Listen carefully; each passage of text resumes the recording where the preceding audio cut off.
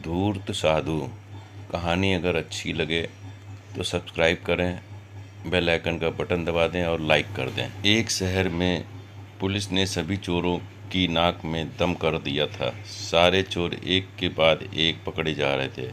बस एक चोर जैसे तैसे बचकर एक जगह जा छिपा था। तब ही उसे एक ख्याल आया कि क्यों ना वो भगवा पहनकर साधु बन जाए। ये दुनिया चोरों को तो जूता मारती है, लेकिन अगर वही चोर भगवा पहन ले तो उसके पैर में पड़ी रहती है। इस प्रकार चोर साधु बन के घूमने लगता है। कुछ दिनों बाद पाखंडी साधु में एक कला थी कि वो बोलने में बहुत माहिर था। प्रवचन तो उसके बाएं हाथ का खेल था। इस कारण साधु की निकल पड़ती है। उसके बहुत से शिष्य बन जाते हैं। कई लोग उसके आगे पीछे घूमने लगते हैं। उसे मुफ्त में खाने को मिलने लगता है। बस उसे सांसारिक जीवन छूटने का दुख रहता है। पाखंडी साधु जंगल में अपने शिष्यों के साथ रह रहा था। तभी उसके आश्रम में एक सेठ आया। सेठ को भी पाखंडी साधु ने अपने बोलने की कला से प्रभावित कर दिया। साधु से मिलकर जब सेठ अपने घर पहुंचा तो उसे एक ख्याल आया। असल में सेठ को एक दुविधा थी। उसके पास बहुत सोना था, जिसे चोरों के डर के कारण वो अपने घर में नहीं रख सकता था। उसने सोचा क्यों ना ये सोना साधु के आश्रम में रख दिया जाए, क्योंकि साधु को कभी कोई मोह माया नहीं रहती। वो तो भगवान का रूप होते हैं। किसी को ऐसे देवता पर शक भी नहीं होगा कि उसके आश्रम में सोना गड़ा हुआ है। ऐसा सोचकर सेठ दूसरे दिन सोना लेकर पाखंडी साधु के आश्रम आता है और उससे पूरी बात बताता है। फिर क्या था, पाखंडी साधु का तो दिल गदगद हो गया। उसकी आंखें तो उस सोने की पोटली से हट ही नहीं रही थी। उस सेठ ने वो सोने की पोटली आश्रम के एक पेड़ के नीचे दबा दी और वहाँ से चला गया। अब साधु को नींद कहाँ आनी थी। वो रात भर उस सोने की पोटली के बारे में सोचता रहा। उसने सोचा, अगर ये सोना मिल जाए तो जीवन तर जाएगा, सांसारिक सुख भी मिलेगा जो इस भगवा कपड़ों ने छीन लिया है। इस तरह साधु ने कई सपने देख डाले। दूसरी तरफ सेठ सोने को आश्रम में रख कर संतुष्ट होकर सो रहा था।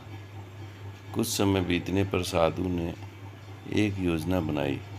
उसने सोचा कि वो इस सोने को लेकर चला जाएगा और सेठ को शक न हो, इसलिए वो उसके घर जाकर जाने की बात कहेगा, ताकि सेठ को ये न लगे कि साधु सोना लेकर भागा है।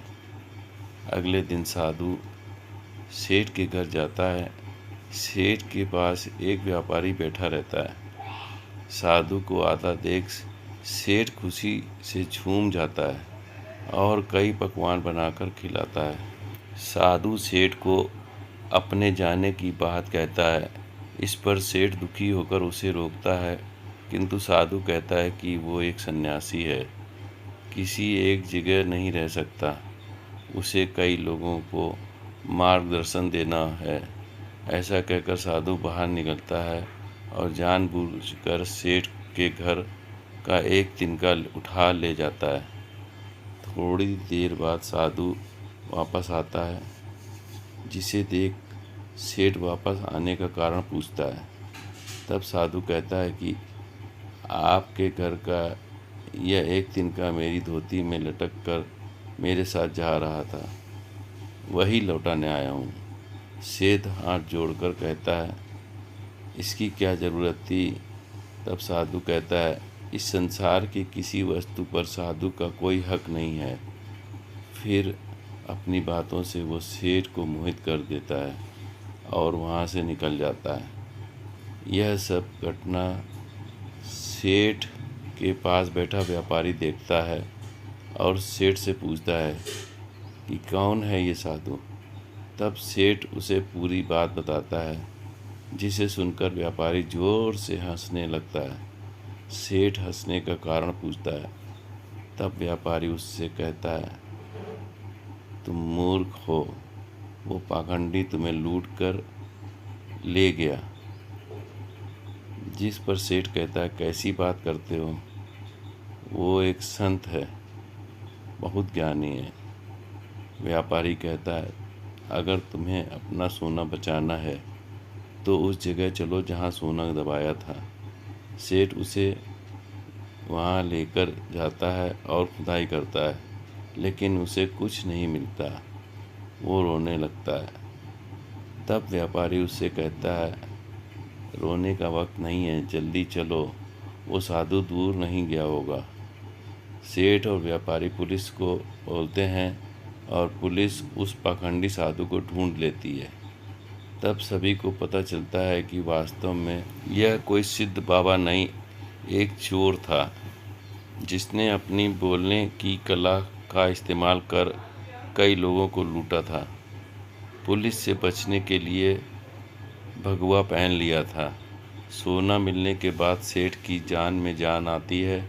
सेठ व्यापारी से पूछता है कि उसे कैसे पता चला कि यह साधु पाखंडी है। व्यापारी ने कहा, वो साधु बार बार अपने आप की तारीफ कर रहा था। संत कितने महान होते हैं, बार बार यही दोहरा रहा था। जबकि जो सच मायने में संत होते हैं, उन्हें इस बात को दोहराने की ज़रूरत नहीं पड़ती। इसलिए मित्र, आज के समय में जो भगवा पहनकर प्रवचन देते हैं, वो सभी संत नहीं होते।